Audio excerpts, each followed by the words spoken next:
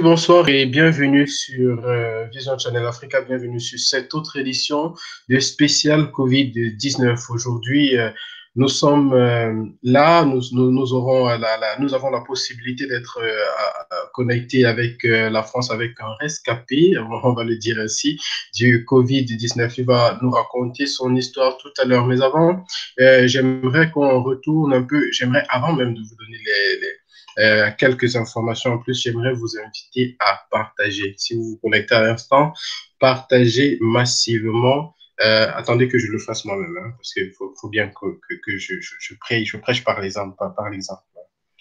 Donc, je vous invite à partager, question de faire circuler l'information au plus grand, avec le plus grand nombre, parmi le plus grand nombre. Voilà. On va rentrer ici. Voilà, partagez si vous vous connectez à l'instant. Si vous nous retrouvez, nous vous souhaitons un très bon après-midi. Très bien.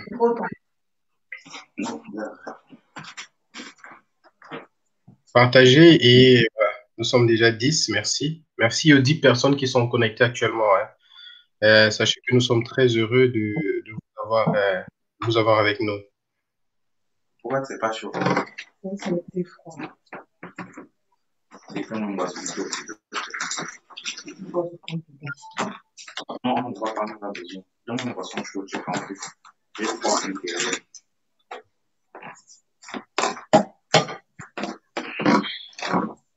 Voilà, 12 personnes en ligne déjà. Eh bien, mesdames et messieurs, je voudrais vous rappeler qu'aujourd'hui, nous sommes à 1 56 163 cas de coronavirus dans le monde, avec un total de 55 741 décès et 223 901 personnes qui ont pu trouver la guérison. Parmi ces 223 901 personnes, on a une de ces personnes aujourd'hui, la personne de Prince Charlie, que je salue. Bonsoir, Prince. Bonsoir, Banidol. Bonsoir à tous vos followers. Bonsoir à toute l'équipe technique de Channel Média Africa. De Vision Channel Africa, merci. Voilà, merci. On a le plaisir d'être avec vous en cet après-midi. On voudrait un peu savoir exactement voilà comment ça s'est passé avec... vous êtes bien un rescapé du Covid-19, c'est ça? Vous nous Oui, confirmez l'information? Effectivement, on va dire ça comme ça. Bref, c'est le mot que vous avez choisi, le mot rescapé, qui, moi, ne m'arrange pas beaucoup. Parce que, voyez-vous, si on se met dans cette posture, c'est créer ou bien accentuer cette psychose que traversent nos populations en ce moment. Parce que dire que vous êtes un rescapé, c'est dire tout simplement que dès lors où vous êtes en contact ou bien vous avez contracté le virus Corona, vous êtes appelé à excusez-moi l'expression, à mourir. Et dans le cas où vous ne mourrez pas, vous êtes un rescapé. Donc, c'est pourquoi j'ai ce petit problème avec le mot rescapé. Oui, si vous voulez bien, je suis un rescapé, je suis un victime, je préfère ce mot. Je veux, dès l'entame de cet échange, dire aux gens que les gens comprennent, que nos followers comprennent que si on contracte le virus Covid-19, on peut bien rester confiant. On peut, j'ai envie de dire, on peut survivre à cela comme je l'ai fait. Ok. Alors, on va donc utiliser le mot guéri du Covid-19. Je crois que c'est un mot qui vous plaira peut-être. Ça vous arrange, ce mot? Le mot m'arrange. Je suis guéri. Merci vraiment d'avoir que je suis guéri. Je ne suis pas un rescapé. Ouais, guéri. Et il y a, je crois que souvent même en face des maladies les plus atroces, on guérit. Oui, et je suis guéri. Effectivement. Alors, on rappelle à nos téléspectateurs que vous êtes journaliste et vous résidez du côté de la France. Il y a encore quelques semaines, il y a des personnes qui disaient que le Covid-19 n'atteignait pas les personnes de peau noire parce que la génétique serait prédisposée à vaincre ce virus. Je crois que vous faites partie des premières personnes à nous montrer, à nous prouver le contraire. Et aussi, vous faites partie de ces personnes-là en même temps qui nous prouvent que de cette maladie, on peut bien évidemment guérir. Alors, est-ce que vous pouvez nous raconter comme ça en quelques mots quelles ont été les circonstances? Est-ce que vous vous rappelez les circonstances dans lesquelles vous êtes rentré en contact avec le virus? Très bonne question. C'est la suite. Je crois que vous êtes le deuxième média avec qui j'accorde une interview. Avant-hier, j'ai accordé une interview avec la radio, nos confrères du Cameroun. Je voudrais tout simplement revenir à ce que tu viens de dire, Batignolles. Oui, justement, effectivement, on se disait il y a quelque temps que c'est un virus qui est beaucoup plus qui contamine beaucoup plus les personnes de peau rose, pour ne pas dire les blancs. Dans quelles conditions? Très bonne question, parce que le week-end, je suis convaincu que j'ai contracté la maladie un mardi, et le week-end qui précédait ce jour où je suis allé dans ce grand commerce faire mes courses, le week-end qui l'a précédé, nous étions à une cérémonie funèbre ou de veillée de la communauté à Paris. Et du coup, les mêmes propos sont revenus. Les gens se sont vus, se sont retrouvés, des personnes, nous autres, moi-même y compris. On s'est dit, ah ben ça fait longtemps on s'est pas vu, et pendant la salutation, on a les uns et les autres disaient, ah je vous en prie, distance de sécurité. Les uns retorquaient, non ben écoutez, distance de sécurité, pourquoi? Laissez-nous cette maladie, c'est la maladie des blancs. Eh ben voilà, c'est pour donc revenir à ces propos. Et effectivement, on était samedi, on était à cette veillée de la communauté. Dimanche, je suis allé rendre visite à une de mes sœurs aînées à Paris. Lundi, autant pour moi, parce qu'il faudra rappeler que dans cette succession d'événements, le même samedi, il y a donc ce décret du Premier ministre Édouard Philippe qui, à 19h, dans cette communication gouvernementale, interdisait toute l'ouverture de tous les cafés, restaurants, cinémas et tout ce qui allait avec. Et nettement, lundi, c'est le président de la République qui est sorti via les médias pour annoncer le confinement. Et ce lundi, via mon média, je suis sorti mardi, je suis donc sorti mardi, non seulement pour faire mes courses, mais aussi pour montrer les premières heures de confinement en France. C'était via notre web média, que vous connaissez certainement très bien. Donc, mais je suis convaincu, il faut que je le dise, c'est que pendant que j'effectuais mes courses à Carrefour Market, j'étais entraîné. Sans publicité, merci. Je suis désolé pour la publicité. Donc, pendant que j'effectuais les courses, j'étais dans les rangs quand il fallait passer à la caisse. Et pendant que j'y étais, il y avait vraiment un monde fou, parce que vous vous souvenez, cette période où les gens, il fallait absolument faire les courses, il fallait se ravitailler. Pendant que j'étais dans les rangs, une idée m'est passée à la tête. Tu peux contracter la maladie. Ça, je te le dis sincèrement. Quand l'idée m'est passée dans la tête que je pouvais contracter la maladie ici, mon cœur a battu 2 fois. Après, j'ai tout fait pour chasser l'idée de ma tête. J'ai chassé l'idée. J'étais dans les rangs. Je pensais au scénario du confinement. 15 jours à la maison sans sortir. Le rang ne bougeait pas de toutes les façons. Entre-temps, je lève la tête, je revois ces personnes âgées qui étaient devant moi, ces personnes qui étaient derrière moi, et l'idée me revient encore à la tête. J'ai encore ce sentiment qui me vient, pas un sentiment, l'idée me vient à la tête. Tu peux contracter la maladie, tu peux contracter le virus ici. C'est un scénario, c'est comme un film. Mais pendant que je réfléchis à ça, Batignolles, mon cœur a battu. Ça, c'est pour la deuxième fois. Mon cœur a battu. Et au fond de moi, avec cette confiance, je me suis dit, comme cet adage, non, c'est le virus des autres, ce n'est pas notre virus. Donc voilà, je suis convaincu, je le dis à qui veut l'entendre, que c'est dans ces commerces, c'est pendant que je suis allé effectuer mes courses pour le confinement que j'ai contracté ce virus. Certains m'ont dit, non, mais je ne pense pas, je crois que c'est au sein de la communauté, vu que samedi, tu étais dans une veillée funèbre comme je suis au service de ma communauté, j'étais maître de cérémonie à cette veillée funèbre.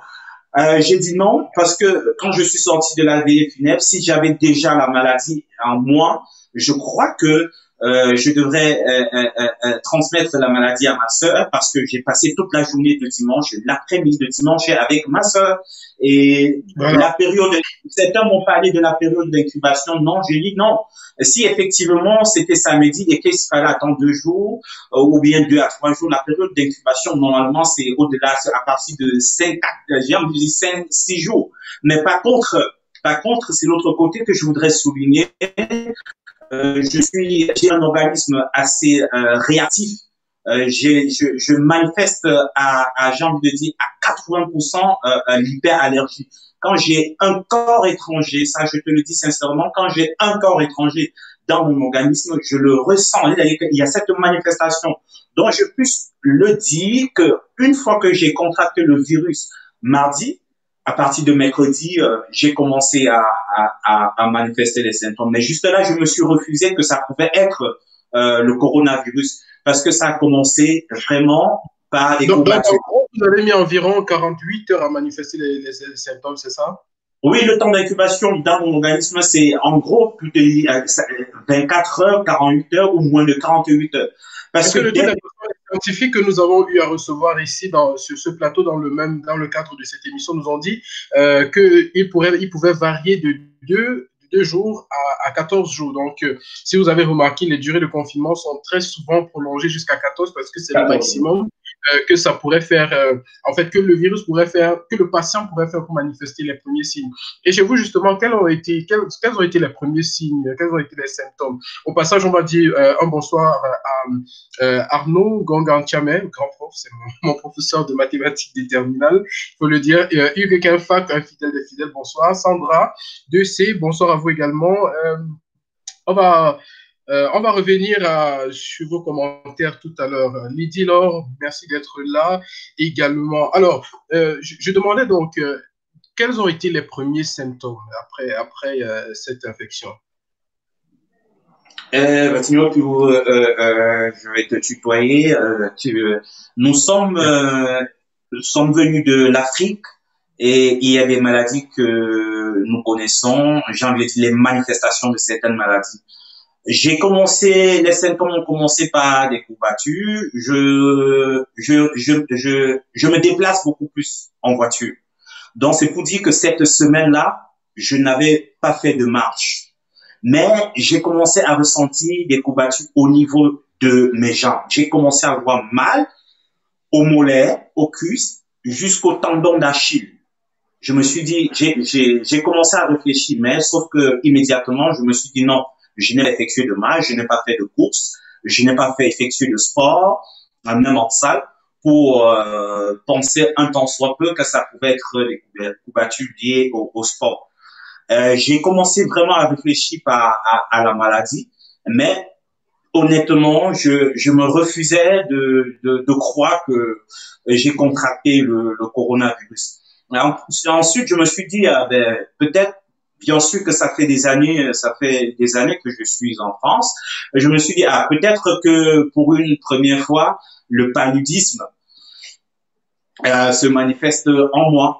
Non, je me suis dit, ça peut être possible au regard de mon hygiène de vie, au regard de tout ce que je venais de faire, il faudra quand même le dire, au regard de tout ce que je venais de faire comme bilan de santé, la thèse du paludisme était immédiatement écartée.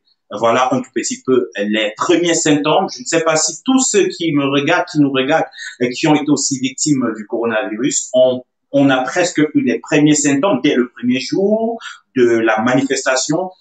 À mon sens, en ce qui me concerne, ma personne physique en moi, c'était les courbatures. Et quelle a été votre réaction tout de suite après? Comment vous vous êtes comporté tout de suite après la manifestation de ces symptômes? Je peux vous dire que j'étais donc partagé dans ma tête, j'étais partagé donc entre le coronavirus et le paludisme. Mais comme je viens de le dire, j'avais totalement écarté la thèse du paludisme au regard de mon bilan de santé parce que il me souvient qu'en janvier, j'étais à l'hôpital pour faire un bilan de santé. Alors, ceci étant, j'ai commencé à penser très activement au coronavirus parce que en tant que journaliste, au quotidien, j'informais les gens sur l'évolution du coronavirus, ne serait-ce que non seulement via notre web média, mais aussi via mon statut WhatsApp parce que j'ai un statut WhatsApp qui est suivi presque par 250 personnes. Donc, et je suis abonné aux différentes agences de presse. Et la toute première qui me donne toujours l'information sur la progression et l'évolution de la maladie, vu que c'est le foyer de contamination est parti de Wuhan, c'est c'est Chine Nouvelle. Chine Nouvelle, c'est une agence de presse où quand je me lève au petit matin, la première des choses que je fais, c'est de consulter Chine Nouvelle. Après Chine Nouvelle, il y a Sputnik. Après Sputnik, il y a Russia Today. Après Russia Today, même l'agence France Presse vient en 4e position. Donc, et chaque temps, je m'en vais dans ces agences, sur les pages de ces agences d'information pour prendre l'information du jour. Je le dis minute par minute pour mettre sur mon statut. Alors, à un moment donné, quand les symptômes ont commencé, je me suis dit, ah, j'ai trop parlé du coronavirus depuis le début de l'épidémie à Wuhan. Il est fort probable que je contracte la maladie, peut-être même de façon psychologique. Mais je tiens quand même à le rappeler, c'est que je me suis refusé d'accepter que j'avais le coronavirus. Ce qui fait qu'entre autres, j'ai fait cette préparation psychologique, j'ai émis, j'ai envie de dire, cette barrière psychologique et mentale. Voilà, donc je me suis refusé.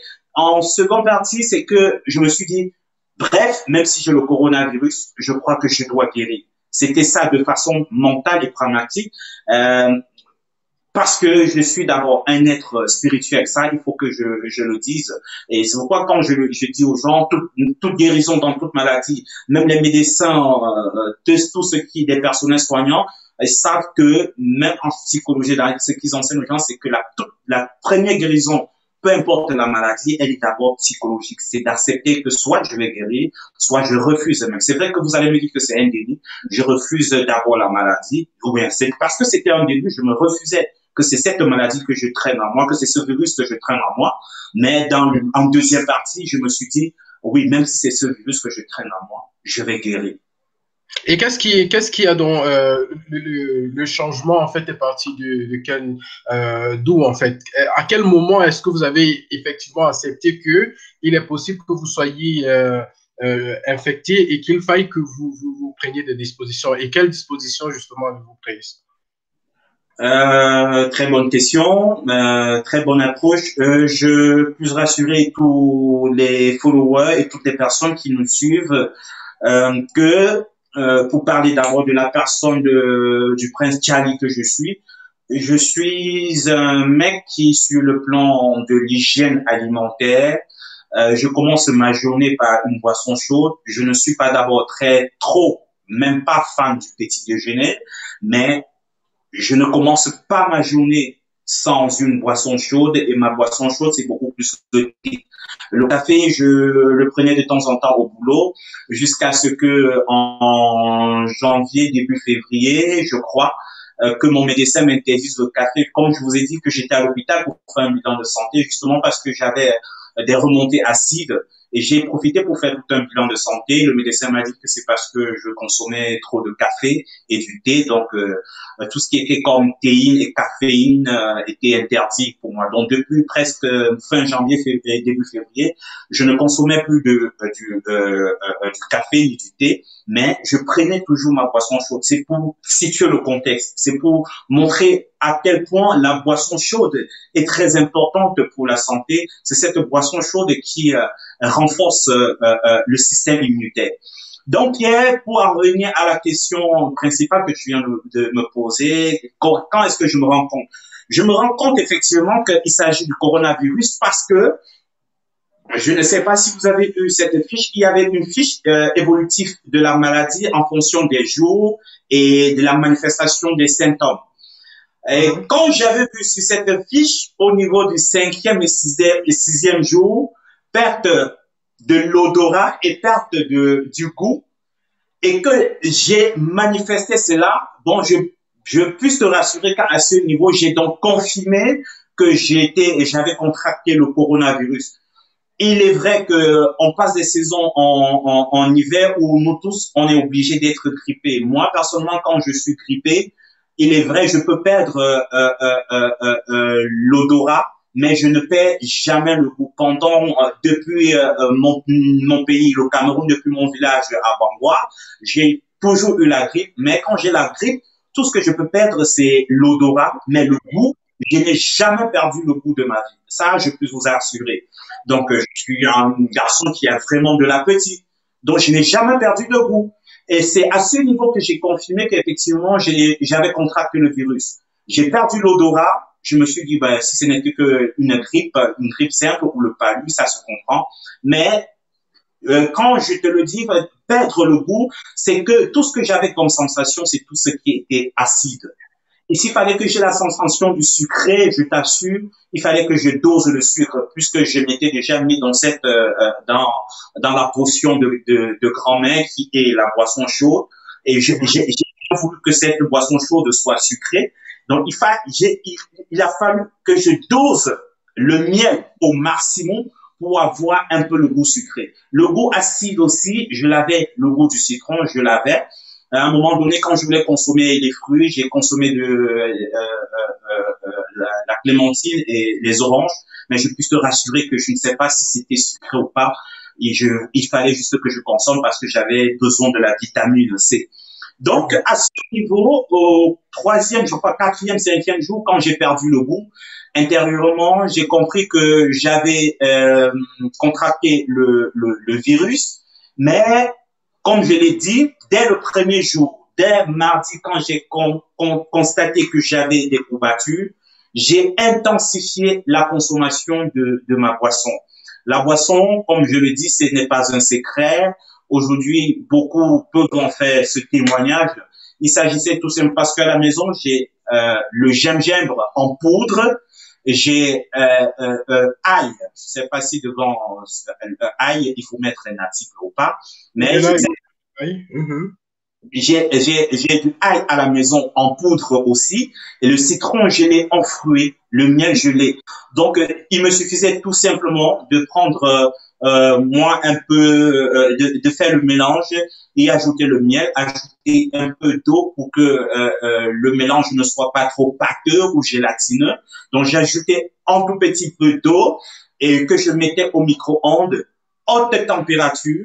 Ça, je te le dis dès le premier jour. Et comme j'ai l'habitude de prendre déjà la boisson chaude, même l'eau chaude, j'ai dit même l'eau chaude simplement, même quand je suis bien portant, quand je finis de manger, quand je prends l'eau chaude, l'eau chaude simple, ça me fait digérer au maximum. Donc quand je me suis rendu compte que j'ai...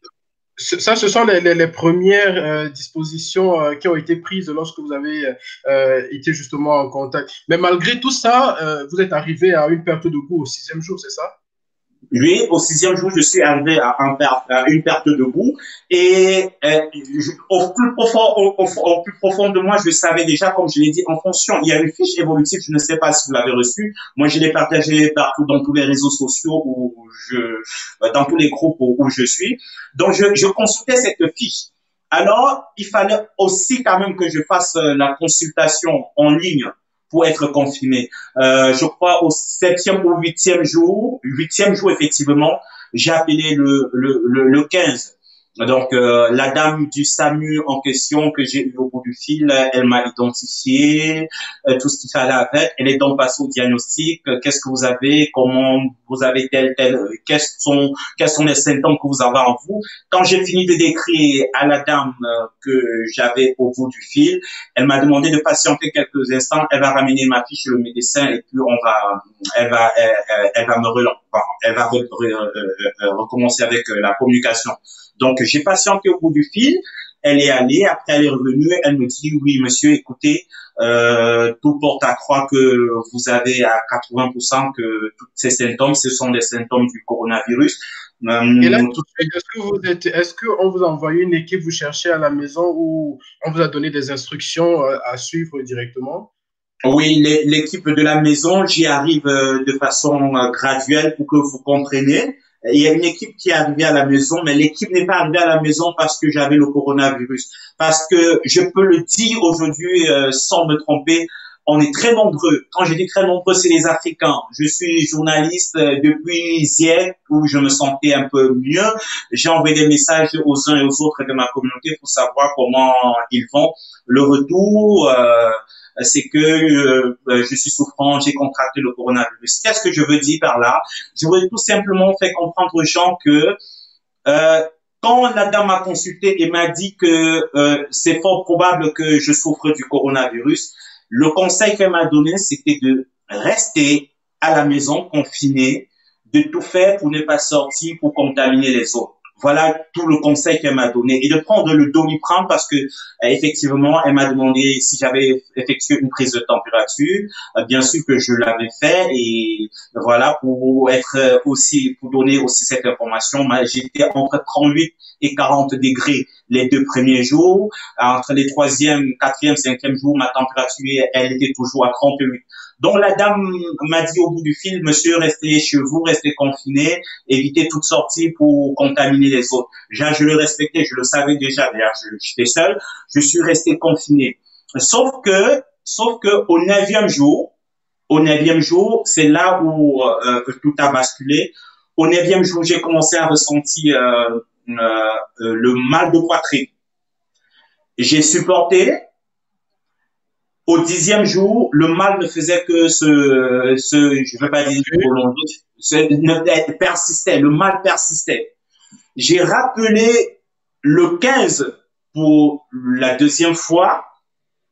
Alors, comme j'étais déjà dans le fichier, ils m'ont reconnu, j'ai donné le nom immédiatement, ils m'ont reconnu le nom. Ils me disent, oui, monsieur, c'est quoi d'autre? J'ai expliqué. Et puis, je lui ai dit, j'appelle aujourd'hui parce que j'ai mal à la poitrine. Il y a peut-être 3, 4 jours que j'ai appelé, j'ai dit ce que j'avais. Oui, la dame me dit en question, effectivement, quand on regarde la fiche, vous n'aviez pas signalé le mal de poitrine. J'ai dit oui, effectivement, j'avais le mal au niveau du thorax là. Et quelle a été leur réaction? Est-ce qu'ils ont réagi rapidement? Oui, exactement, c'est là où je voudrais en venir, Bastien. Exactement, la dame au bout du fil a passé le téléphone. Ça, c'est la standardiste ou la réceptionniste. Elle a reçu l'appel, elle a transféré l'appel au médecin. Après, j'ai échangé avec le médecin. Après, elle est revenue vers moi. Elle m'a dit, OK, on vous envoie une équipe du SAMU, vous cherchez, monsieur. Euh, Malheureusement, ce n'est pas, bon, je veux pas dire malheureusement, elle a dit une équipe du SAMU, mais sauf que c'est la protection civile de Paris qui est arrivée dans le même dispositif, parce que je suppose que le SAMU de Paris était débordé et que la protection civile de Paris a prêté main forte pour comme les sapeurs-pompiers. Donc, c'est la protection civile de Paris qui est arrivée, qui m'a diagnostiqué avec tous ces différents appareils et a trouvé mieux il fallait que l'on m'amène à l'hôpital pour faire des analyses approfondies. Donc, Et c'est là qu'on vous a fait votre premier tampon ou bien tout s'est passé à l'hôpital? non, c'est à l'hôpital, à l'hôpital. Ok. C'est à l'hôpital. Donc, après toutes ces analyses, ils ont jugé important de m'amener à l'hôpital. Donc, c'est à ce moment que nous sommes sortis et puis nous nous sommes rendus à l'hôpital pour le test, les analyses et autres. Ce que je voudrais peut-être signaler ici, c'est que j'ai décidé personnellement, comme je l'ai dit, je suis homme de médias, je suis un homme public. J'ai décidé avec l'ensemble de ma rédaction, la rédaction du Quatrième Pouvoir, parce que j'ai voulu tenir secret ma maladie. Sauf que au 9e jour, compte tenu de l'actualité dans notre pays, le Cameroun, je me suis rendu compte que les gens ne prenaient pas cette maladie au sérieux. Et d'ailleurs que même au sein de notre communauté africaine, je te l'ai dit, le week-end qui a précédé le jour où j'ai contracté la maladie, même entre nous les Africains, on se disait non, mais c'est pas le virus là, ce n'est pas notre virus, c'est le virus des autres. Donc quand je me suis rendu compte sur les réseaux sociaux, via nos différents médias, via les web médias comme Média Channel, que nos frères camerounais ne prenaient pas le mal au sérieux, ne prenaient pas l'avènement de ce virus au sérieux.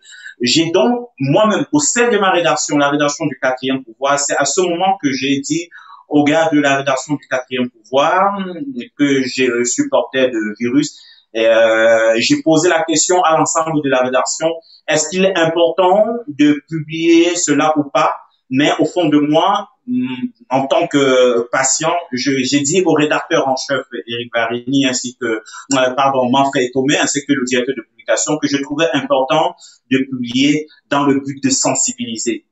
Et voilà, un travail de sensibilisation qui a tout son poids vu le mode de propagation rapide et facile de ce virus. On va rappeler à ceux qui nous rejoignent à l'instant que vous êtes bien entendu à la bonne porte. Vous êtes sur Vision Channel Africa. Merci d'être avec nous. Dans le cadre de ce spécial COVID-19, nous recevons aujourd'hui Prince Thiali qui est un guéri du coronavirus. On va prendre, il y a beaucoup de questions, hein, Prince, il y a beaucoup de questions. On va les prendre un peu comme ça.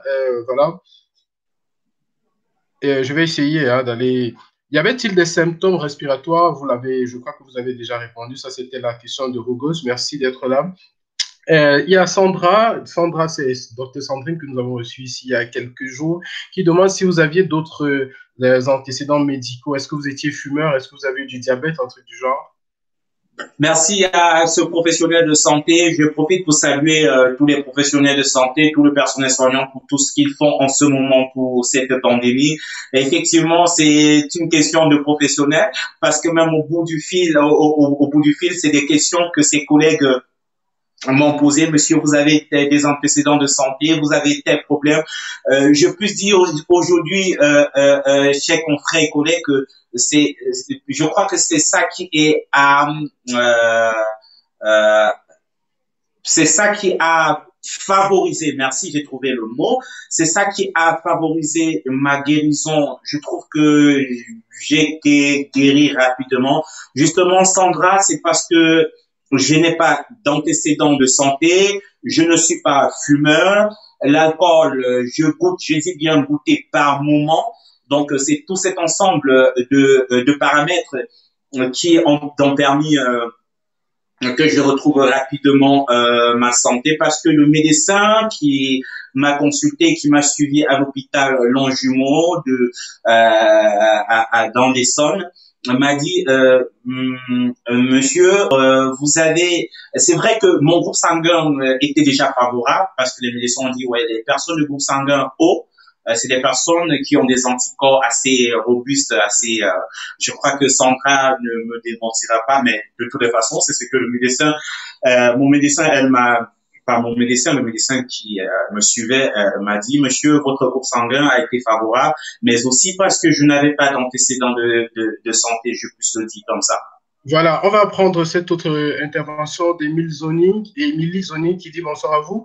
À quel moment avez-vous ressenti que vous auriez besoin d'une assistance médicale pour vous en sortir, vu qu'il est dit que dans 80% des cas, l'infection est bénigne et peut se gérer à la maison comme une simple grippe. Je crois que vous avez répondu à cette question en disant que c'est vers le 9e jour justement que vous avez senti cette pression thoracique. Il y a Christian Guédia qui dit le mal thoracique se manifestait comment exactement? Très bonne question, très cher follower. J'avais une douleur vraiment au niveau de la poitrine. Une douleur, c'est la question que le médecin m'a posée. Je n'arrivais pas.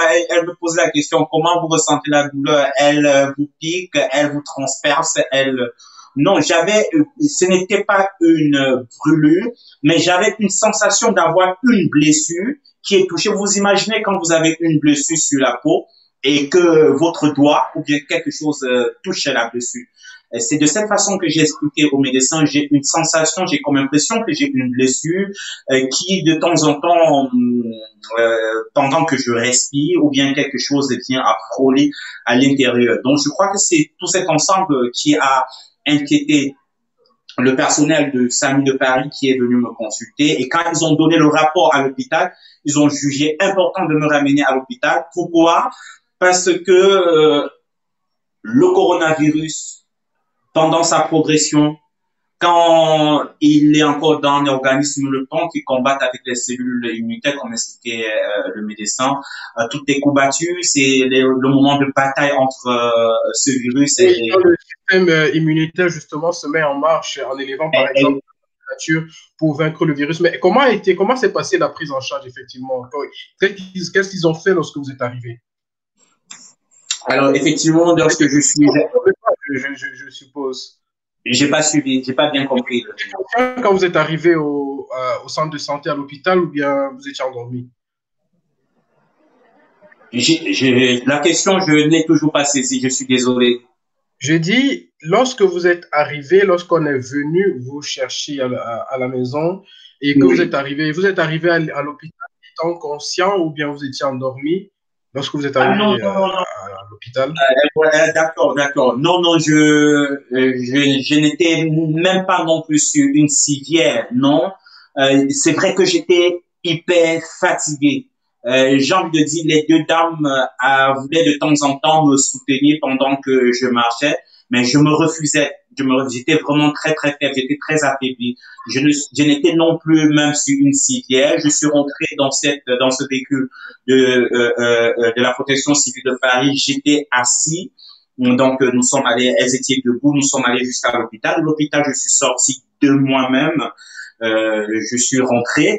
Et je peux te dire que quand je suis arrivé à l'hôpital, aux urgences de l'hôpital Longjumeau dans l'Essonne, il y avait deux autres voitures du SAMU.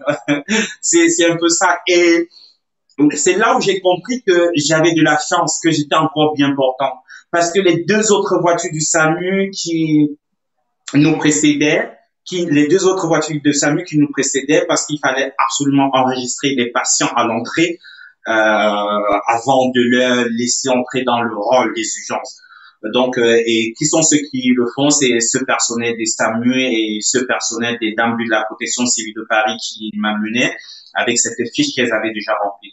Donc, quand j'ai vu les deux autres personnes dans les deux autres véhicules du SAMU sur la civière, j'ai donc compris que mon état était encore, il faut quand même le dire, était encore pas ça. Donc, Mais est-ce que vous avez été mis en assistance respiratoire tout de suite? non, non, non, non, non, non, non, non, non, je n'ai pas eu jusqu'à présent, je dis, je suis guéri. Je n'ai pas été mise sous assistance respiratoire. Je n'ai pas été entubé. Je n'ai pas reçu le respirateur. Non, mais je n'avais pas, j'avais juste la douleur. Mais dans cette douleur, je n'avais pas de problème de respiration. Ça, honnêtement, il faut que je le Donc, dise. ça veut dire que lorsque vous êtes arrivé, on a fait des radios ou bien qu'est-ce qui a été fait effectivement lorsque vous êtes arrivé et avec quoi est-ce que vous avez été soigné? Très très bonne question. C'est là où je voudrais arriver dans cette prise en charge bâtiment parce que effectivement, quand la douleur persistait, le médecin ne comprenait rien. Il était question que j'effectue tous les examens ECG, examens de sang. J'ai fait presque tous ces examens. Donc je crois que c'est pendant tous ces différents examens que on a franchi tout ce qu'il y avait comme sorte d'appareil autre sur moi pour tous ces relevés là. Alors, à la fin peut-être que je serai sorti avec mes résultats pour présenter au fur et à mesure. Donc, à la fin de tous ces examens, euh, le médecin, autant pour moi, a donc constaté que j'étais un tout petit peu attaqué au niveau des poumons, mais la charge virale était pratiquement, j'ai envie de dire, même ça n'a pas été, mais la charge virale était très moindre. C'est à ce niveau que le médecin m'a dit, elle comprend pourquoi parce qu'à la suite des examens, on a constaté que mes globules rouges, mes globules blancs avaient complètement, du moins, le système immunitaire s'est vraiment mis en place pour empêcher le virus d'attaquer les poumons. Ce qui fait qu'au niveau des poumons, cette charge virale n'avait vraiment pas une valeur qui laissait Alors, à et qu'est-ce qu'ils vous ont donc donné? Quel est le traitement? Le docteur non, je suis resté pour observation. Je le dis, je suis resté à l'hôpital juste pour les observations pendant ce temps. Je n'ai rien reçu, je n'ai pas pris nous sommes encore en Île-de-France. Peut-être ceux qui étaient à Marseille, dans l'institut du professeur Didier Raoult, qui ont eu la chance de goûter la chloroquine. Malheureusement, je n'avais pas de chloroquine, je n'avais pas de Nivaquine. Voilà. Donc, je n'ai pas reçu un traitement particulier médical qui, à mon sens, m'a guéri aujourd'hui. Alors, ça veut dire complètement, jusqu'à votre sortie de l'hôpital, vous n'avez pas reçu de médicaments de l'hôpital, c'est ça? Vous avez juste été mis en observation. Il n'y a pas de je suis un gars qui a le coronavirus, il n'y a pas de médicaments pour le coronavirus à part. Non, mais je dis, on le sait bien, mais ce qu'il dit, c'est que aujourd'hui, on traite les symptômes. Ça veut dire, par exemple, avec une fièvre élevée, on demande de prendre du paracétamol, on demande d'éviter, mais vraiment éviter tous les anti-inflammatoires malgré les douleurs, de prendre, voilà, effectivement, du paracétamol. Je crois que le docteur ne dira pas le contraire. Elle rappelle ici là que c'est l'hydroxychloroquine qui est un dérivé, qui est dérivé justement de la chloroquine. Je voudrais donc savoir quel est le médicament qu'on vous a donné là-bas. Au passage, je vous rappelle à ceux qui sont en ligne de partager le live, s'il vous plaît. Partagez massivement, merci. Donc, Alors, quels sont les traitements en fait? Quels sont les médicaments qu'on vous a donnés directement là-bas? alors, je voudrais tout simplement signaler ici et dire à tous ceux qui nous regardent que je suis un gars qui est très friand de la santé. Donc, moi, je ne blague vraiment pas avec ma santé. Comme vous dites quoi? Au troisième, quatrième, non, troisième jour, quand la température était entre 40 et 38 et 40 degrés, j'ai ma sœur aînée qui est dans le sud de la France, qui est personnel médical. C'est la première personne que j'ai alertée.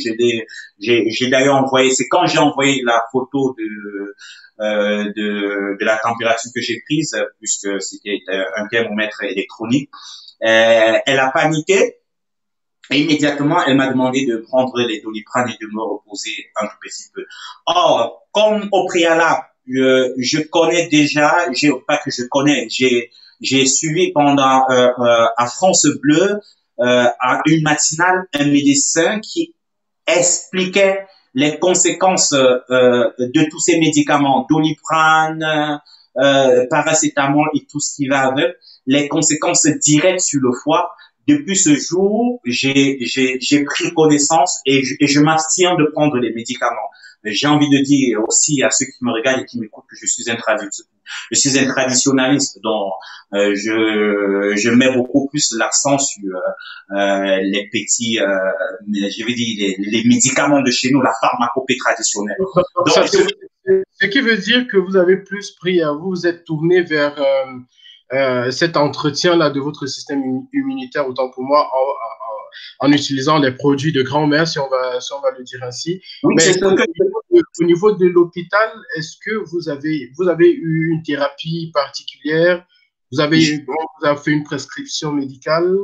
Non, je le dis, je continue d'insister là-dessus. Je dis avant d'aller à l'hôpital, quand la température atteint 40 degrés, au troisième et au quatrième jour, je crois avoir avalé 3 comprimés du Doliprane. Ça c'est sur le plan de la médecine moderne, c'est tout ce que j'ai avalé. Je crois avoir avalé, en une journée, j'avais avalé 2 comprimés de 500 milligrammes. Le troisième jour, j'ai pris un autre comprimé de 1000 grammes. Donc, je crois que c'est en milligrammes ou c'est en grammes, je sais pas trop. Je suis pas fan de ces comprimés-là, mais je l'ai pris 3 fois. Ça, je te le dis, je l'ai pris 3 fois parce que la température était vraiment élevée et que j'avais mal. Au Combien niveau de, de l'hôpital, oui, combien de jours vous avez fait à l'hôpital? j'ai fait pratiquement 3 jours. C'était Trois sûr. jours. Oui, Et oui, non, c'est que moi j'ai compris. La dame elle m'a expliqué, elle m'a dit, elle ne voudrait pas que je rentre et que je revienne peut-être parce que du jour au lendemain, le mal s'est dégradé. Donc je suis resté uniquement pour observation parce que quand vous avez mal quand même victime du coronavirus au niveau de la poitrine, même si à un moment donné on constate que la charge virale est encore faible et que la charge virale est en train d'être neutralisée par le système immunitaire. Donc il n'y avait pas euh, d'urgence ou bien d'importance de me donner un traitement particulier. Je ne sais pas s'il y a un traitement particulier. Tout ce que je sais et tous ceux qui sont à l'hôpital, la majorité des personnes qui sont à l'hôpital, ils sont à l'hôpital parce qu'ils sont sous respirateur, parce qu'ils sont entubés. On les aide à tout simplement à respirer. Je ne sais pas si dans les différentes perfusions, on met autre chose. Non, j'étais là beaucoup plus. vous avez reçu une perfusion, vous? Non, non, j'ai pas reçu Ah, j'ai pas d'accord. reçu. Alors, partagez, hein, partagez. Il y a Dithieu qui dit salut Oui, Banidol. est-ce que On je connaît sais pas si il me semble, je sais pas si ça valait la peine que j'aille prendre cette prescription médicale pour voir ce que le médecin, parce que quand je quittais de l'hôpital, elle m'a dit si le mal, en fait, elle m'a expliqué aussi que vous pouvez constater, je suis, je veux pas dire que je suis sportif, mais j'effectue de la tonification et un peu de la musculation. Donc, elle m'a dit que il y avait ce poids de ma poitrine aussi, y compris au courbature. Elle a dit que c'est ça aussi qui est la conséquence de la douleur que j'avais, que c'est aussi l'une des conséquences parce que on a fait presque tous les examens. Elle m'a donc dit qu'il y a ce poids des muscles de ma poitrine, y compris avec les courbatures qui m'ont vraiment secoué. Et donc tout ça, elle m'expliquait quelque chose de ce genre. C'est tout ça qui expliquait aussi la forte douleur que j'avais au niveau de la poitrine, au niveau de mon thorax. Mais elle m'a dit, au niveau du poumon, honnêtement, vous avez la chance, Monsieur Tchachouan, que la charge virale n'est pas énorme, que vos poumons, il faut quand même le dire, que vos poumons ne soient pas attaqués. Et justement, c'est l'occasion pour laquelle, c'est pourquoi hier, j'ai fait un petit post sur mon compte Facebook pour demander à tous nos amis fumeurs qu'il était temps de prendre leurs responsabilités, de prendre leur destin en main, parce que pendant que j'échangeais, vous savez, vous et moi, nous sommes journalistes, quand nous entrons dans des secteurs comme celui-là, on ne part pas tout simplement pour se faire soigner, on profite pour soustraire des informations pour prendre des comme informations. Alors, vous ouais, allez me permettre rapidement de prendre cette intervention. Il y a plusieurs interventions là sur la page. Il y a Dithieu qui dit salut Banidol, on connaît déjà les symptômes du Covid-19. Faut-il nous dire avec quelle fréquence ces symptômes apparaissent? Merci. Donc, la fréquence des symptômes. Avec quelle fréquence vous ressentiez les douleurs? la C'était fréquence. permanent ou c'était intermittent? Vraiment, vous allez, si vous appelez toutes les personnes qui souffrent du coronavirus en ce moment, le premier symptôme est celui-là qui abat, c'est cette fatigue générale. Vous avez comme impression, quand vous avez le coronavirus, que vous êtes un sportif hors pair. Or, un sportif hors pair, vous savez, les sportifs, quand ils font des grandes compétitions, ils sont vraiment, ils sont très fatigués. Je me rappelle quand je jouais au football ou bien quand je sortais faire mes entraînements de karaté, j'étais hyper fatigué. Donc c'est de ça qu'il est question. Je vous t'assure, maintenant, vous êtes fatigué, vous êtes sur le lit, vous réfléchissez, vous dites, mais à un moment donné, peut-être que vous avez effectué un exercice sportif, un exercice physique autant pour moi, sans vous rendre compte ou pas. Je vous assure que non seulement j'ai eu très mal aux reins, les reins, j'ai comme impression que mes reins étaient même bloqués. Toute la partie de mes membres inférieurs me faisait tellement mal.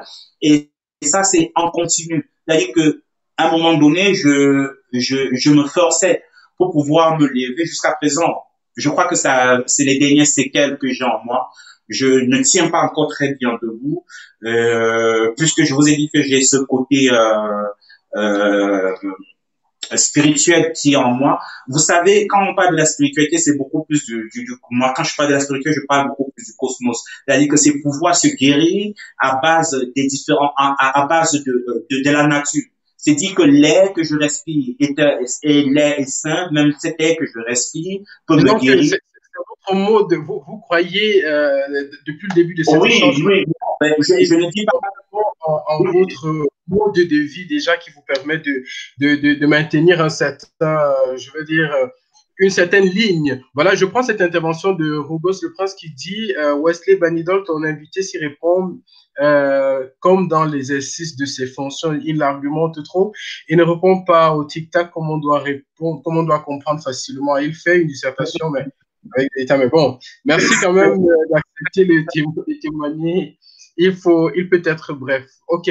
Bon, effectivement, le fait d'avoir une vie saine, ça c'est le docteur Sandrine qui le dit, effectivement, le fait d'avoir une vie saine, bien s'alimenter, sport est un avantage face au Covid-19, mais il faut savoir que nous ne sommes pas tous égaux au niveau immunitaire. La réponse diffère d'une personne à une autre. Merci, Voilà. docteur. C'est vrai. C'est vrai. Et Voilà.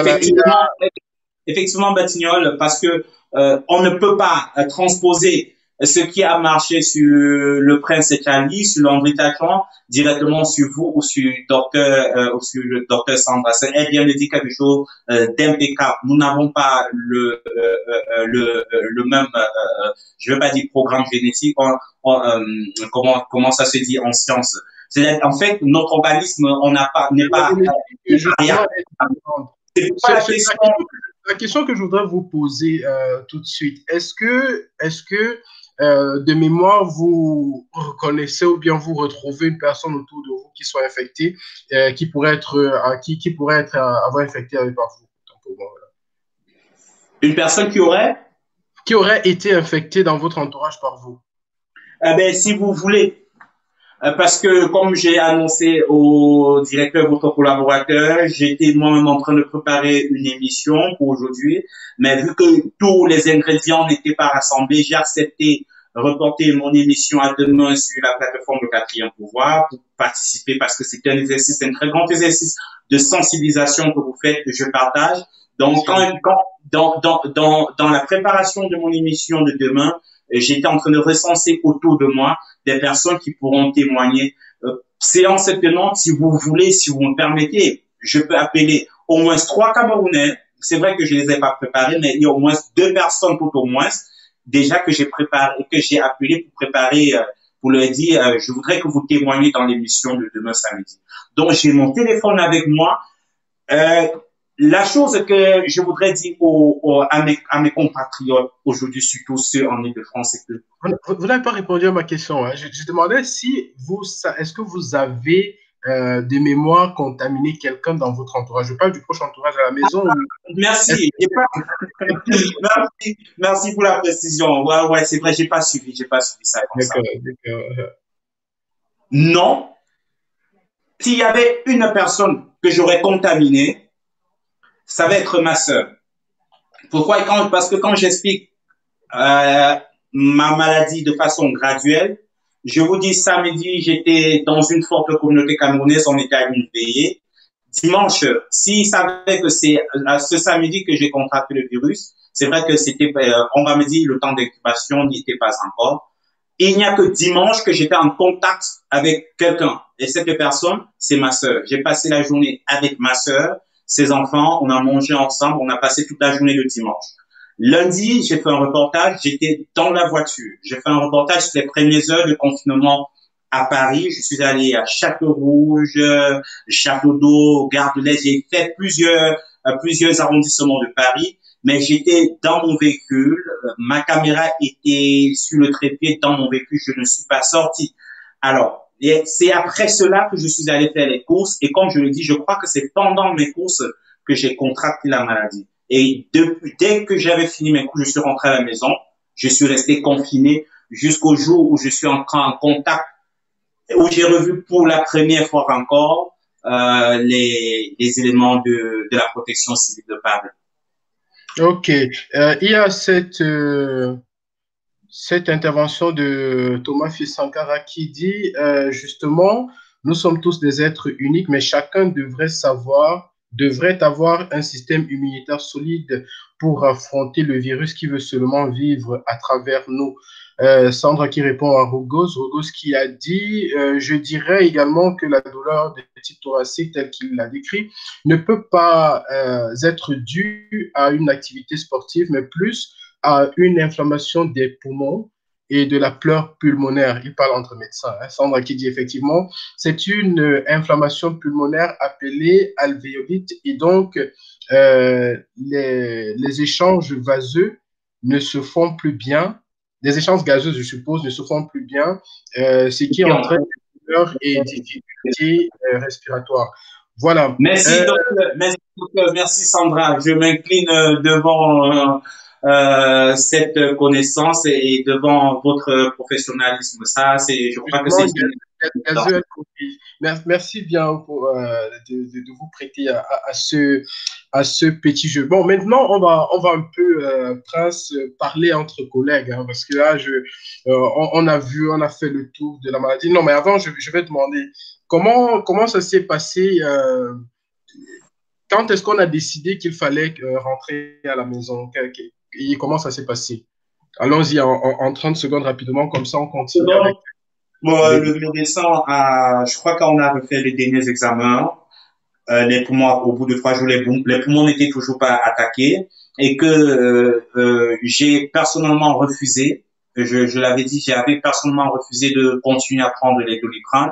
Je l'ai expliqué. Je crois qu'en face de moi, le médecin a compris que j'avais un tout petit peu de connaissances dans tout ce qui est comme médicaments. Je lui ai dit vraiment le Doliprane agit sur le foie et comme depuis je n'ai pas d'appétit parce que les médecins disent bien pour prendre le Doliprane paracétamol pour éviter que ça agisse sur le foie, il faut vraiment manger abondamment, il faut vraiment manger à sa faim avant de prendre ces médicaments. Et j'ai expliqué au médecin que comme je n'avais pas d'appétit et que je ne mangeais pas, je ne veux pas continuer à prendre le Doliprane parce qu'il faut calmer la douleur de la poitrine. Alors, elle m'a dit, elle ne trouve pas important encore de me garder longtemps. Je suis en train d'occuper le lit qui devrait peut-être servir à recevoir un cas urgent. Elle trouve que je peux aller continuer ma convalescence à la maison. J'étais plutôt satisfait. J'ai dit oui, docteur, il n'y a pas de souci. Je lui ai expliqué, comme je vous explique là, que dès le premier jour de ma maladie, je lui ai expliqué ce que je prends comme une boisson chaude. Non seulement, je ne sais pas si je le prenais à titre préventif ou à titre curatif, mais jusqu'à aujourd'hui, je crois que c'est cette boisson qui m'a guéri. Est-ce qu'un tampon a été fait pour confirmer que la charge virale était vraiment basse au moment où on a décidé que vous deviez sortir de l'hôpital? Non, le tampon n'est pas fait pour savoir si la charge virale est basse. Le tampon est fait pour savoir si vous êtes contaminé. Voilà. Est-ce que un examen donc a été fait pour confirmer que vous étiez en train de guérir? Non, que je suis malade, bien effectivement. Et en plus, effectivement, l'examen a été fait. Et ce que je voulais répondre aussi, c'est que la question m'a paru pertinente, c'est que quand on constate que vous n'aviez pas, que les poumons ne sont pas attaqués, vraiment, on ne trouve pas de raison que vous restez à l'hôpital. Je vous le redis, la plupart des personnes qui sont à l'hôpital en ce moment, c'est des personnes qui ont des problèmes respiratoires. Et comme je voulais le dire avant d'être peut-être coupé, c'était que le médecin m'a révélé que la majorité des personnes qui sont hospitalisées, qui ont ces problèmes respiratoires. C'est vrai qu'il y a des asthmatiques, il y a des gens qui ont des antécédents, comme le docteur Sandra l'expliquait tout à l'heure. Mais ce que les gens ne savent pas, il faut le dire, c'est qu'il y a aussi beaucoup de fumeurs. Vous savez ce que la nicotine fait dans les poumons? Donc, parmi ces personnes qui sont à l'hôpital, qui ont des problèmes respiratoires, c'est beaucoup plus des fumeurs. Ça, c'est une information que j'ai pu soustraire en posant mes questions aux médecins. Oui, le taux de morbidité des personnes fumeurs est élevé dans les hôpitaux. Ok. Il y a le docteur, non, il y a Dithieu d'abord qui dit tes ancêtres t'ont sauvé mon frère, force à eux. Merci. Merci Amanda Blimby de nous rejoindre. Elle Merci. aussi, elle est Ouais, j'y crois fermement, j'y crois fortement. Merci. voilà, Amanda Bimbling, on vous remercie aussi de nous rejoindre à l'instant. Elle aussi, elle fait partie de ces personnes-là qui mènent qui font ces examens. En fait, sans elle, on n'aurait pas certains résultats. Merci d'être là. Il y a le docteur Sandrine Danfa, qui demande, je veux savoir s'il a pris un anti-inflammatoire. Il a parlé du Doliprane, docteur. En dehors du Doliprane, est-ce que vous avez pris autre chose? Non, mais je crois que le docteur, justement, parce que quand tu m'as posé la question, je suis parti de l'hôpital avec toi. Je crois que parmi la prescription médicale, je suis tenté toujours de courir pour aller chercher parce que je sais, chez nous, on n'aime pas donner des informations biaisées ou bien des fausses informations. Mais je crois, merci docteur Sandra, je crois que la prescription médicale que j'ai reçue, parce que le médecin m'a dit, si vous continuez d'avoir le mal, vous achetez ce médicament et plus vous prenez, ça va. Je crois, j'ai la ferme conviction que c'est un anti-inflammatoire. Sinon, je continue de le dire, la seule chose, le seul comprimé que j'ai pris entre le troisième et le quatrième jour, parce que ma température était élevée, c'était le Doliprane. Ok. Alors, le docteur Sandra qui précise, c'est la nicotine n'agit pas au niveau des poumons, mais au cerveau, c'est plutôt le goudron.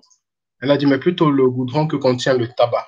Il y a Merci. Aimé Lacamère qui nous rejoint, qui dit tout mon soutien, merci beaucoup. C'est plutôt à nous de vous remercier. Voilà, la nicotine entretient la dépendance. Ça, c'est le docteur Sandra qui le dit. Alors, je disais donc que je voulais qu'on s'entretienne un peu, hein. On a vu ces jours sur LCI, deux personnes qui étaient en train d'échanger en fait sur la possibilité d'aller tester des virus en Afrique. Quelle a été votre réaction en tant que journaliste vivant en France, parce que ça a été fait en France?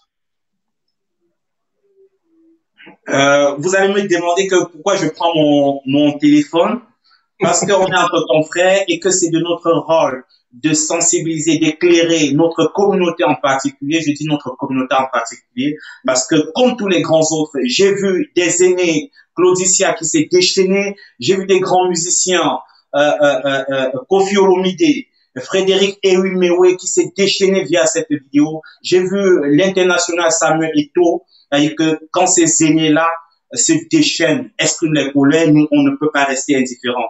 Parce que, confrère, tu m'as posé la question, je voudrais rapidement, puisque personnellement, j'ai été outré, j'ai fait un post dessus, j'aimerais le lire rapidement pour que vous aussi, vous compreniez à quel point j'ai été choqué. Et je voudrais aussi le signaler, il y a la Ligue professionnelle, la Ligue de défense des Noirs africains en France, qui, elle aussi, a fait... LDNA, dont on salue un des tenants, El Gouchi, qui nous suit sans doute quelque part.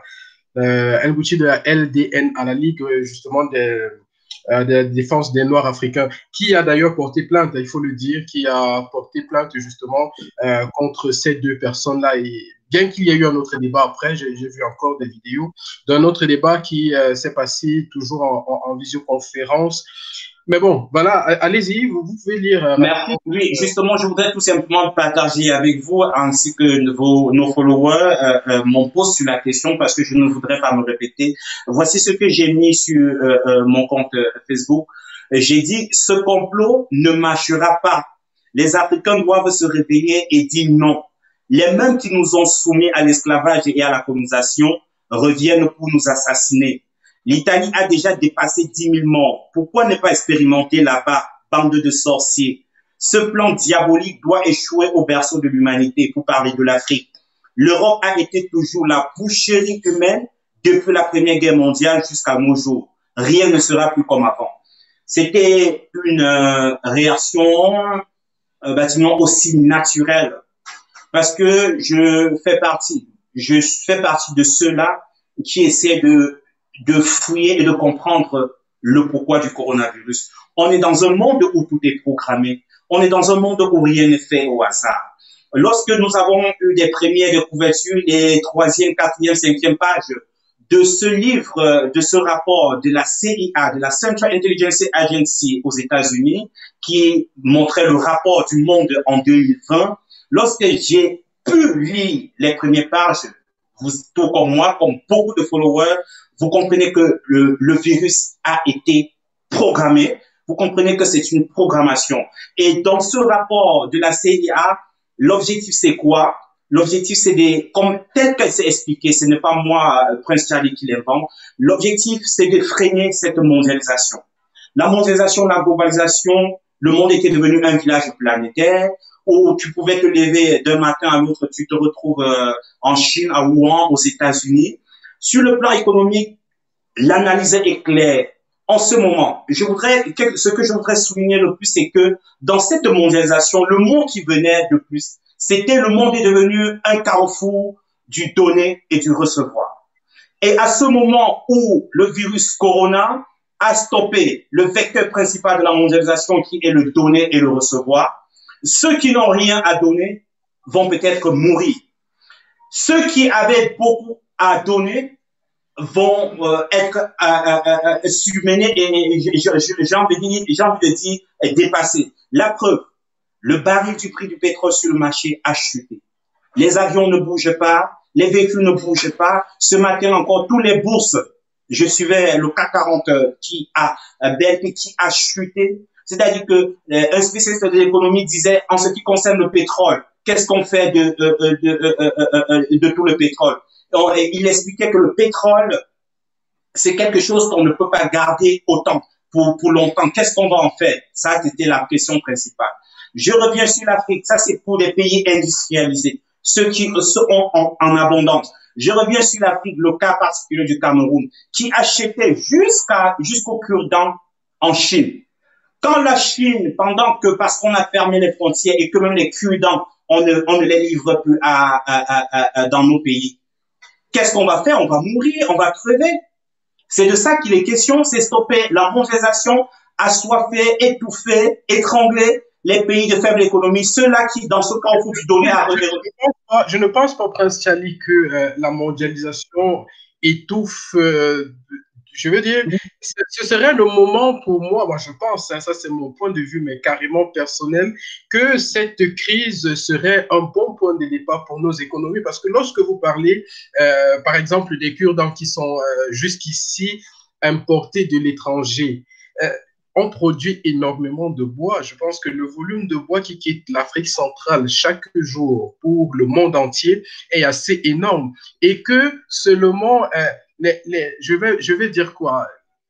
Les restes de bois, les restes qu'il y a là-bas pourraient déjà développer une très grosse industrie du bois, du charbon par exemple, qui peut se faire d'une manière mais vraiment conséquente. Je pense aussi à ces cure-dents-là qui pourraient se faire. On n'a pas besoin de très grosses billes de bois pour faire des cure-dents. Moi, je pense que ce serait le moment même pour ces économies-là de repartir à nouveau, et que le monde comprenne que cette histoire de village planétaire, il faudrait que chacun puisse, à son niveau d'abord, produire pour lui-même. Parce qu'aujourd'hui, je pense qu'ils sont en train de comprendre que le fait d'avoir, je prends un exemple pour la production d'un véhicule, produire les essuie-glaces d'un côté du monde, produire les pneus d'un autre côté, ainsi de suite, et pouvoir rassembler tout ça sur une chaîne de montage, ça a ses avantages comme ça a ses inconvénients. Dans un moment de confinement total ou presque comme celui-ci, tout le monde se retrouve à devoir comprendre qu'il dépend en quelque sorte du voisin. Cette interdépendance-là, oui, elle a ses avantages, mais comme je dis, en ce moment, si on est en train de se rendre compte que ça a plus d'inconvénients. Et pour revenir sur nos pays, actuellement, je pense que s'il faille seulement comprendre, parce que moi, je suis de ceux qui pensent que l'Afrique ou l'Africain est en quelque sorte pris comme il est pris aujourd'hui parce qu'il a d'abord faim. Quand je dis faim, c'est vraiment dans le sens basique du terme. Pourquoi, quand on demande aux gens de rentrer à la maison, la première des choses qu'ils disent, c'est qu'est-ce qu'on va manger? Parce que l'économie est précaire. Donc, il serait temps qu'on comprenne que déjà, ce que nous mangeons ne doit plus dépendre de l'étranger.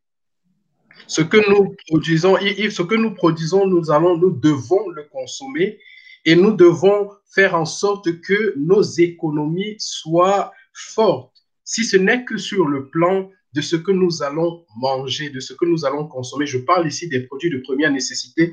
Et bien entendu, on doit renforcer le système de santé. Donc, honnêtement, je pense que si on le fait, déjà en venant chez nous avec des vaccins comme ceux-ci qu'on dit qu'on viendra tester, si on a des laboratoires qui sont prêts à tester d'abord ces médicaments-là, ces vaccins-là, même en dehors des temps de crise, des laboratoires qui sont sérieux et qui vont tester cela, on évitera beaucoup de choses. Donc, pour moi, je pense que c'est un bon point de départ pour une autre marque de développement, pour un autre, je vais dire, un autre développement même de l'Afrique. Si tu me permets, là, quand je parlais du Cudan, ce n'était que le strict minimum, c'est-à-dire que le B.A.B.A. Je ne voudrais pas parler des produits de première nécessité. Puisque tu as fait allusion aux produits de première nécessité, parlons-en. Parlons du riz, parlons du sucre, parlons même du maïs. Pendant les 2 semaines, pendant le temps de confinement, je ne parle pas à l'échelle sur le plan dans le temps, je ne parle pas d'un an, 2 ans. Tu penses franchement que le Cameroun pourra tenir pendant 1 mois de confinement à consommer du riz, du sucre produit de Mbadjok, ou bien le riz que la Semri peut produire, le riz que la Semri produit, ou bien le riz produit chez moi dans le Ndé, en Tonga, à Bandunga, pourra ravitailler tout le Cameroun? J'ai dit non. Justement pas. Si la production locale suffisante, on n'importerait pas du tout. Effectivement, je pose cette question pourquoi? C'est pour te dire que pendant ce temps de confinement, il y a beaucoup de choses qui vont se passer.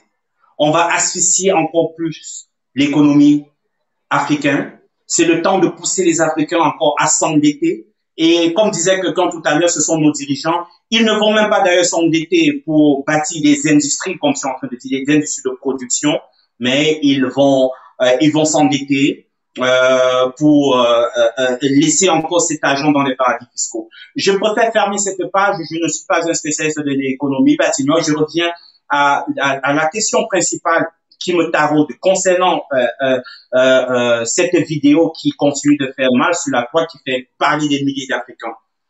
Dans cette recherche, comme je le disais, dans le plan de la CIA, il y a cette pensée à vouloir réduire la population mondiale. Vous savez pourquoi? Parce que d'après les prévisions, les ressources pourraient être insuffisantes. Voilà. Merci mon très cher. Merci mon très cher. Alors, tout porte à croire. Pourquoi je le dis et que les Africains sont écœurés?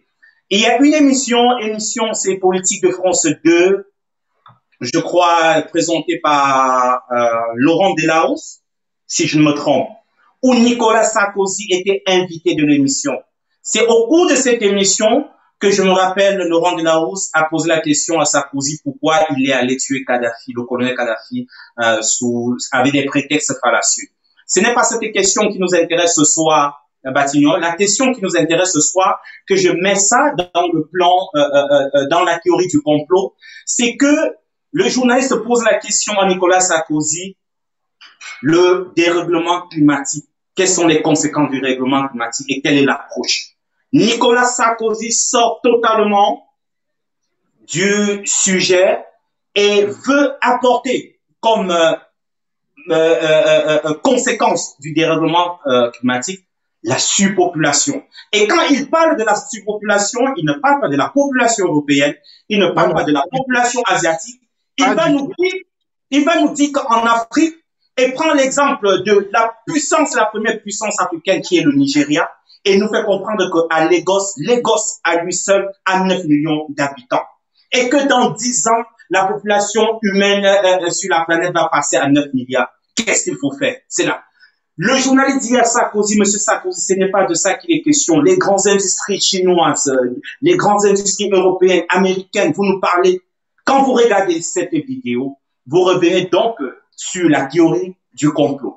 Parce que on se rend compte parce qu'il y a des gens qui disent, voilà, vous qui pensez qu'il y a un complot derrière tout ça et tout, mais au vu de certaines données, on y arrive. Alors, prenons un peu quelques interventions là entre temps.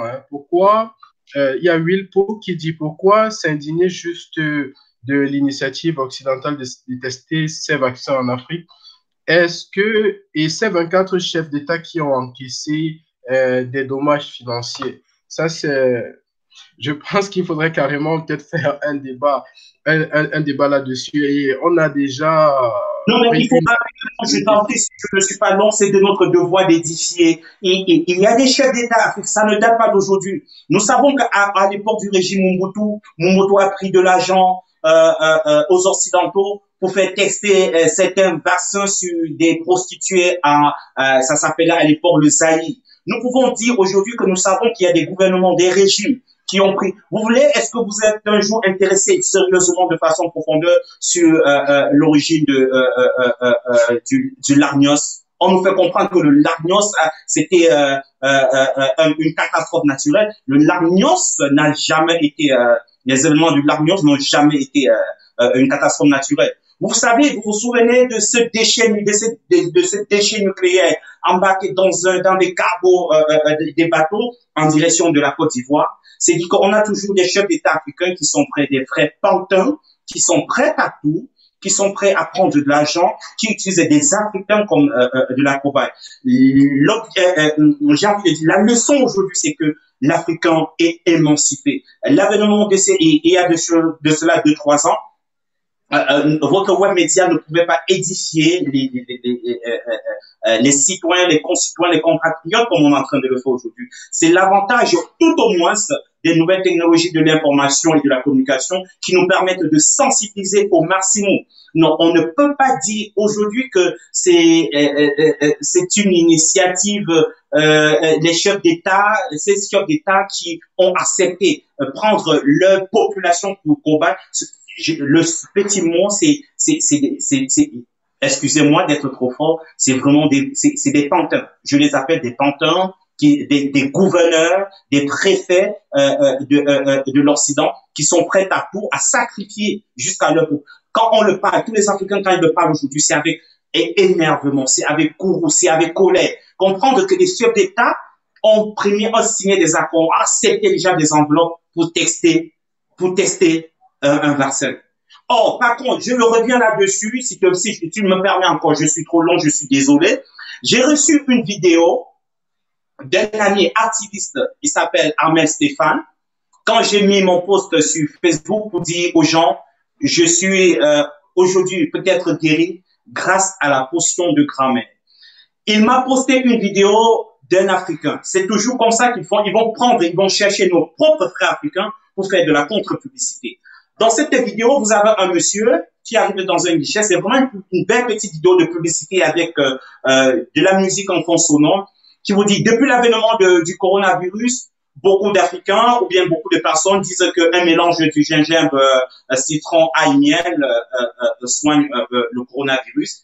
Il affirme, non, c'est faux, car l'OMS, c'est-à-dire que dès qu'il a commencé par car l'OMS, c'est-à-dire quand il m'a parlé de l'OMS, j'ai pensé à la CPI, j'ai pensé au Fonds monétaire international, pour que tu comprennes que ces organisations qui, pour des Africains qui sont encore aveuglés, pensent qu'effectivement, ce sont des organisations qui sont là pour le bien-être mondial. Non, ils sont au service. On le sait très bien qu'entre États, on l'a étudié même en éducation civique au lycée, on le disait aussi, entre États, il n'y a que des intérêts. Les intérêts. Tout ce que moi je dis et tout ce que je demande même à nos confrères africains où qu'ils se trouvent à travers le monde, c'est de cesser de réclamer l'amour.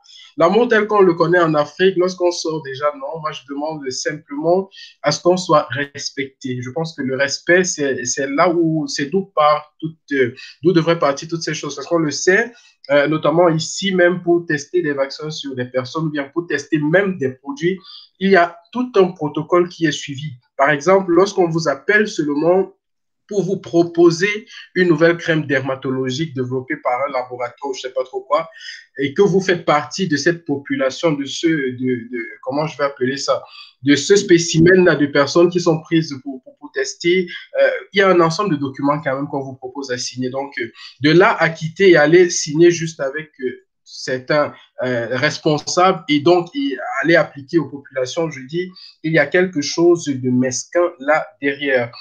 Chris Nguedia qui dit la bonne chose, c'est que nos dirigeants et nous serons dans les mêmes marchés et les mêmes hôpitaux, bref, les mêmes milieux. Concentre la nutrition. Concernant la nutrition, je pense personnellement qu'il y en a assez. Je pense qu'il disait concernant la nutrition, je pense personnellement qu'il y en a assez. C'est juste que nous avons beaucoup changé nos habitudes alimentaires. Il y a une époque où le riz, les pâtes alimentaires étaient pour les grandes cérémonies. Ça, c'est Christian. Thomas Fusankara qui dit cela dépend de l'attitude, car si nous attendons comme d'habitude que la solution vienne du prof Raoul, nous n'aurons rien appris. Thomas Fusankara, justement, qui fait sans doute référence à ce chercheur béninois qui aurait développé aussi un médicament contre justement le coronavirus dont on est en train de parler aujourd'hui. Les Asiatiques agissent, les Africains bavardent vivement que le corona nous réveille. Ça, c'est Thomas Fusankara. On va prendre cette autre intervention de Ferretti Karine, une fidèle des fidèles. Bonsoir à toi, Karine. Effectivement, la crise sanitaire qui cause la fermeture des frontières sera bénéfique à la production locale si et seulement si les Africains ont la technologie nécessaire pour produire localement ce dont elle a besoin. Sandra C. qui dit le problème de l'Afrique, ce sont les dirigeants. Lydie Laure qui dit bravo à votre invité, je m'en vais relire son article. Il a utilisé les mots justes selon moi. Nous n'allons pas accepter que certains nous prennent pour des cobayes. Bien, Amanda Bling Bling, qui a dit comment expliquer qu'ici en Italie, l'exécution des tampons est un luxe. Je crois que cette question-là, quand on aura un autre spécialiste, si vous êtes en direct, posez-la simplement. Merci Wesley, c'est Amanda Bliblin qui le dit. Merci Wesley pour tout ce que tu fais. Je ne le fais pas seul. Hein. Merci à toi de nous suivre. Merci. Et voilà, on le fait tous ensemble. Si tester en Afrique devient autant cher, si tester en Afrique devient autant cher qu'en Europe, ils ne le feront plus. Ça, c'est Thomas Fusankara, donc un autre enjeu économique. Je pense que Prince Tchali, on a pris pratiquement 1 heure, on est à 1 h et 20 d'échange, un échange assez intéressant. Merci, un grand merci pour cette possibilité à nous donner de pouvoir témoigner ici, hein, en direct sur notre chaîne. On va... Pour revenir sur le thème, j'aimerais que vous laissiez un message à la communauté africaine en général. Qu'est-ce que vous pouvez leur dire aujourd'hui? Quel est le message que vous leur passez pour ceux qui pensent que le coronavirus n'intéresse pas, en fait, ne concerne pas la population africaine? Matignon, merci une fois de plus pour cet instant de sensibilisation. Je voudrais tout simplement dire à mes frères et sœurs africains que le coronavirus est une réalité. J'ai été une victime et je me suis remis grâce à la force de nos ancêtres, comme l'a dit quelqu'un.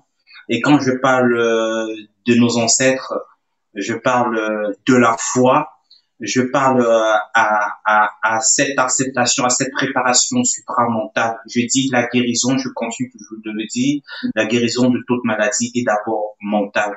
C'est de dire la maladie, bien que j'en souffre, je l'ai guérie. Je profite pour dire aux Africains que c'est le moment de prendre conscience, c'est le moment de respecter les règles d'hygiène, parce que le coronavirus se transmet par des techniques qu'on a pour évoluer. Je crois que c'est de cette façon que j'ai aussi contracté la maladie. Je crois que c'est soit dans la surface quand j'allais faire mes achats ou quelqu'un me l'a contaminé. Alors il est beau temps de comprendre que ce n'est pas une fatalité et que vous pouvez souffrir du coronavirus, vous pouvez contracter la maladie et guérir même en restant chez vous. Je le dis pourquoi? Parce que en tant que journaliste, en tant que un mec qui est au service de sa communauté, Je suis entré en contact aujourd'hui avec plusieurs personnes, plusieurs Africains en Île-de-France qui souffrent du coronavirus et qui ne veulent pas en parler. Nous autres, nous avons décidé d'en parler parce que nous sommes des hommes de médias. C'était une occasion pour nous de sensibiliser. Et ces personnes sont en train de guérir de coronavirus. Ils me disent, ça va beaucoup mieux. On s'échange. Qu'est-ce que tu as pris, toi? C'est la même boisson, c'est la même formule. Gingembre, miel, ail, citron, le tout porté à chaud. Vraiment, il suffit de laisser le temps faire la guérison. Et c'est n'est qu'en ça que l'on pourra venir à bout de la guérison. Je ne voudrais pas que les Africaines commencent à paniquer, à croire, c'est pourquoi je vous ai dit, c'est pas parce que vous avez le coronavirus que forcément vous allez mourir. Je ne suis pas un rescapé. Vous avez utilisé le bon mot. J'ai été victime. Je suis un guéri de coronavirus. Si je suis guéri, toi, mon frère, toi, ma sœur, tu peux aussi guérir du coronavirus. C'est d'abord, c'est d'accepter la maladie, se reposer, comme on le dit, mais prendre à toutes les fréquences, tant que vous le voulez. Justement, peut-être c'est la question de pas aborder, à toutes les fréquences, prendre la boisson chaude, parce que il faudra quand même le dire, bâtiment, il n'y a pas le dosage du lime, ginger, citron, miel n'est pas calculé, la fréquence n'est pas établie, mais parce qu'on veut vite guérir, il faut en prendre au maximum. Ça ne porte pas du mal à la santé. C'est différent. D'ailleurs que le ginger est une boisson qui est très bien pour la santé, même quand vous le buvez sous forme de Disons, jus. disons que j'aimerais pour moi ici, hein, je pense que si la rédaction a l'occasion d'avoir un tradit praticien ou bien quelqu'un qui fait de la pharmacopée, il pourra nous en dire plus et peut-être en face un scientifique qui pourra nous en dire plus justement sur ces potions que possiblement, en fait, que depuis tout petit nous prenons parce que justement la combinaison qui a été citée tout à l'heure, c'est la même que je prends depuis que je suis en Europe quand je me sens mal. C'est vrai que parfois j'accompagne avec d'autres médicaments, mais bon, on le sait très bien depuis tout petit. Là, et le ginger et tout. Il manquait même la citronnelle là, pour la petite histoire. C'est parce qu'ici, ça n'existe pas. Je vais poser cette dernière question. On va aller parce que on se rend compte que le cas du Cameroun devient inquiétant parce que le Cameroun est devenu le pays d'Afrique subsaharienne le plus touché avec euh, les choses sont en train de s'empirer. Bon, je ne vais pas dire s'empirer pour ne pas être alarmiste, mais de là, on est déjà à 306 cas d'infection déclarés au Cameroun et 8 décès et 10 personnes guéries. Qu'est-ce que euh, mon confrère journaliste pense de ces chiffres-là? Euh, Qu'est-ce que je pense de ces chiffres? Je dirais tout simplement que nous sommes euh, dans un moment où on ne peut pas émettre une analyse ou une observation toutefois sans faire de comparaison. C'est-à-dire, on regarde toujours ce qui se passe ailleurs et on ramène chez soi. C'est vrai que vous allez me dire non, on peut pas comparer ce qui se passe en Italie, en Espagne, en France avec ce qui se passe au Cameroun. Il faut quitter les géographiques, rester en Afrique. Voilà. Peu importe, tout ce que je dis, si le nombre de cas contaminés, le nombre de cas guéris et le nombre de cas décédés aujourd'hui, qu'est-ce qu'il faut savoir, qu'est-ce qu'il faut dire aux populations? Sandra a posé la question, docteur Sandra a posé la même question que les médecins m'ont posé.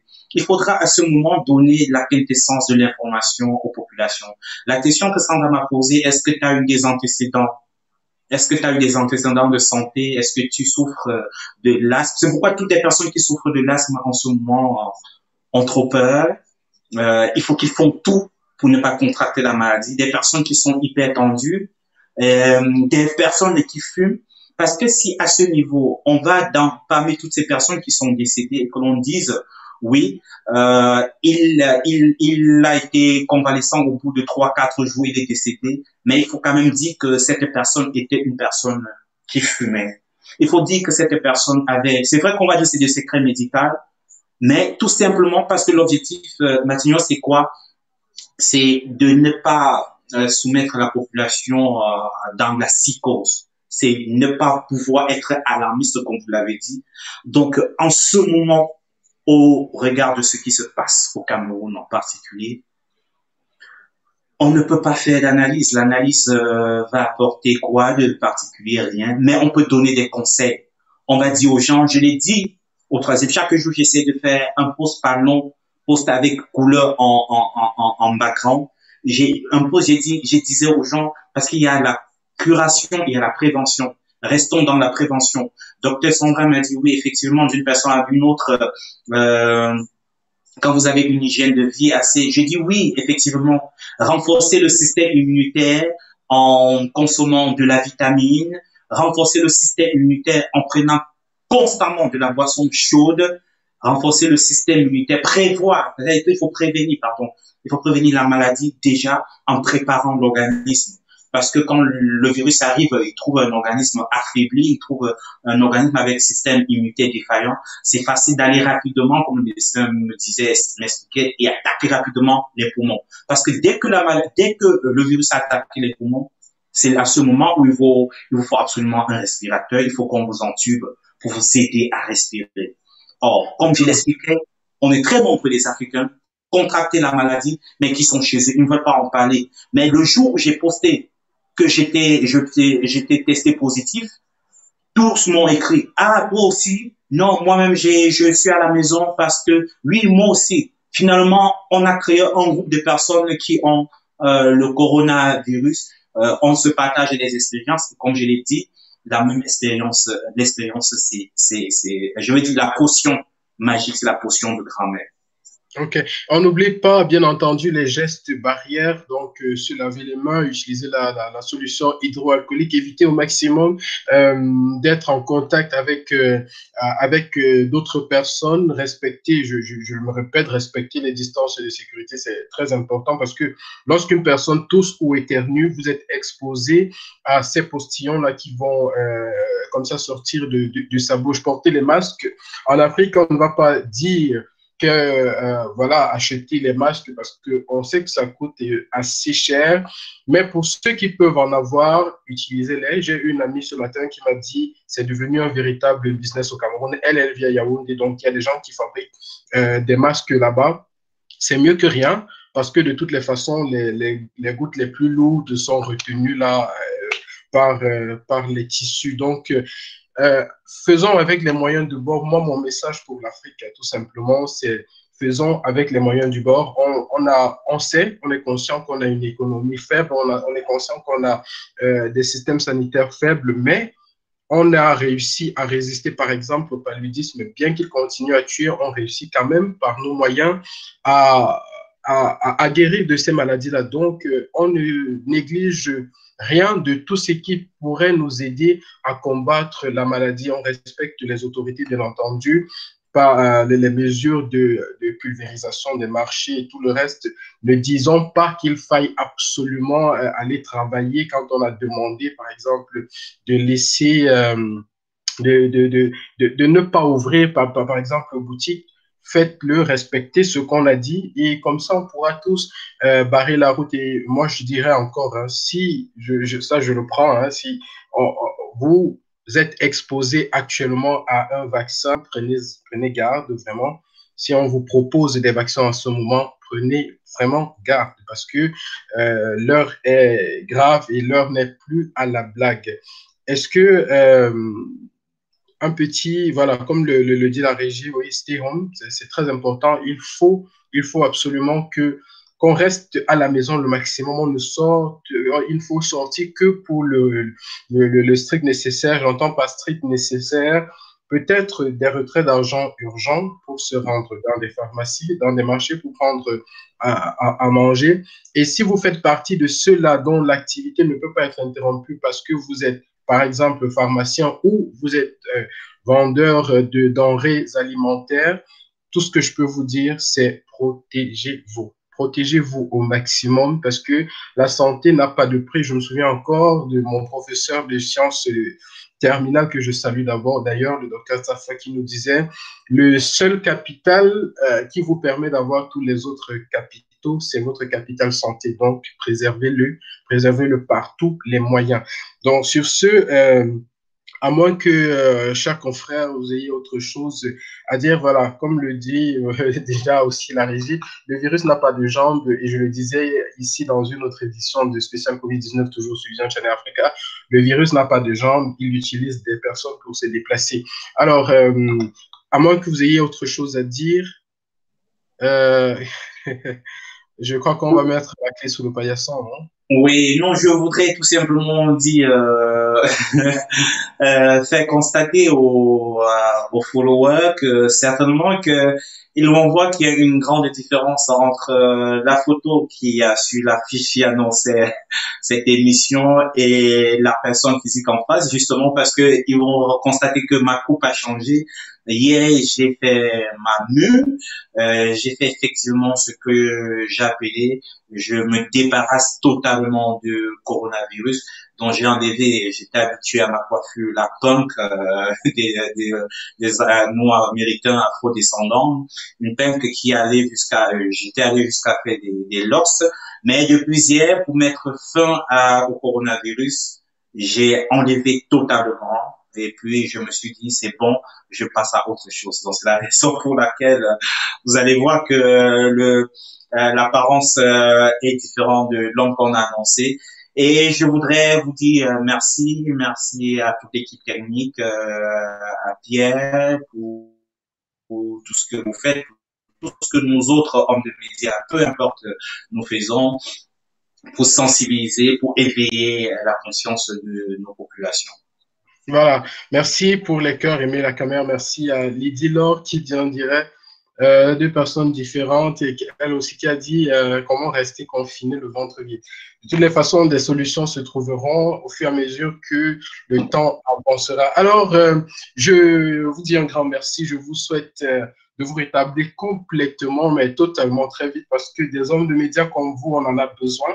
Vous savez tous les combats auxquels nous faisons face ici. Et tout de suite, je vous invite au débat qui aura lieu. On aura un débat sur la chaîne, vous voyez déjà là, la régie nous fait déjà passer l'information rapidement.